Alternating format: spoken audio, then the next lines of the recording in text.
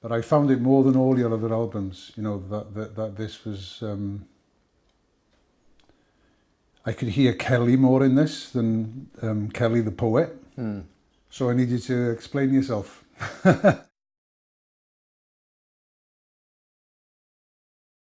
So, Kel, you know, I'll just, you know, start up honestly and forwardly. You know, I've listened to the album, the new album, the last couple of days, and I've known you for many years, and I was really touched by it. I was really moved by it. All your albums have placed me in the back of a car, sometimes a Cadillac, sometimes a stolen Bedford van. And it's always travelling, it's always moving. Yeah. And out of one window you've got America, tumbleweed and neon and wide expanses, and then through the other window you've got misty, grey, Welsh valleys. And the road rises before this Stereophonics machine, albeit with a light at the end of the tunnel. Yeah. But I found it more than all your other albums, you know, that this was...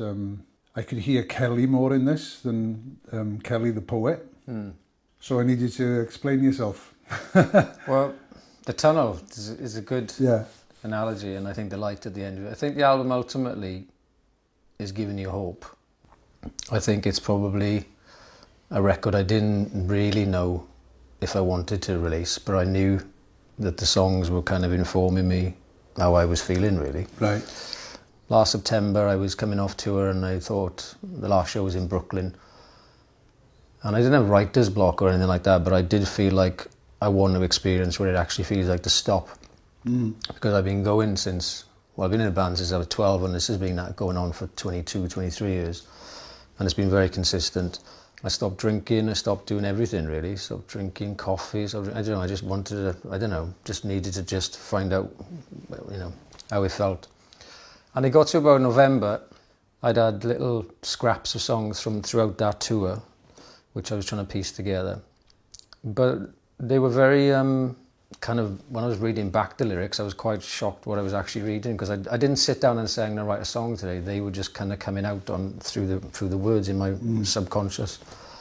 So stuff like Fly Like an Eagle, This Life Ain't Easy, Make Friends with the Morning. I didn't even write any music for that. I just sang that into a dictaphone literally from beginning to end. And it, you know, it's just, there isn't any beginning, middle or end, as in like I need to write the chorus here in the mid-late year. So the songs were kind of telling me how I was feeling with my relationship. I kind of felt like I was at a crossroads with a band. I kind of wanted to kind of knock it on the head. So I don't know if stopping was the right thing to do. I think it was, the discovery was, I think anyway, that it's about doing more little different things as well as the band to kind of ignite the spark in all the other things as well, you know. So, but the lyrics became very, very direct, very, very personal. And I didn't know if I wanted to release them as a Stereophonics record, because I didn't think